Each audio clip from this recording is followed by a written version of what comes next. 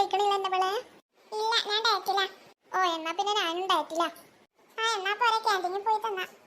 എന്തൊരു വല്ലാത്ത അപ്പിമണം. അത് നിനക്കുണ്ടോ? എനിക്കുണ്ടത്. എവിടുന്നാണത്? പാറു, ലക്ഷ്മി, അടീക്കൊക്കെ അപ്പി. നമ്മള് മൂന്നാളും ചേട്ടിക്കണോ? ഇതിങ്ങനെ എവിടെ വന്നേ? നല്ല മാറ്റണ്ട. ഇനി നമ്മൾ ഈ കാലം എന്ത് ചെയ്യും? ബാത്റൂമിക്ക് പോരെ, നമുക്ക് പോയിട്ട് കാല് കഴുകിയിട്ട് ടീച്ചറോട് പോയി പറയാം. കാല് കഴുകിയിട്ട് കാര്യം ഉണ്ടാവും, മേല് മൊത്തം മണായി. എന്താ കുട്ടികളെ ഇവിടെ നല്ല സൗണ്ട്? എല്ലാരും ഫുഡ് കഴിച്ചോ? ടീച്ചറെ, ഇവിടെ മൊത്തം അപ്പി. ഇത് എവിടുന്ന വന്നേ? അറിയില്ല ടീച്ചറെ, ഇവിടുന്ന് ഇപ്പൊ കണ്ടതാ. ഞാനാണെന്ന് പറയാ.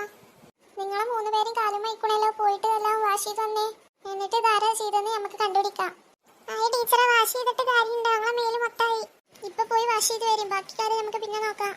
എന്താ ടീച്ചറെ, എന്താ കാര്യം? അപ്പൊ നിങ്ങൾ രണ്ടാളും ഇതൊന്നും അറിഞ്ഞില്ലേ? എന്താ ടീച്ചറെ? ഇവിടെ ആരാ അപ്പിയാക്കി? അപ്പിയോ? എന്നാ പിന്നെ പറഞ്ഞേ, കരവൾക്ക് ഇന്നലെ ലൂസ് മോഷനിലായിരുന്നു. ഞാനൊന്നല്ലട്ടോ.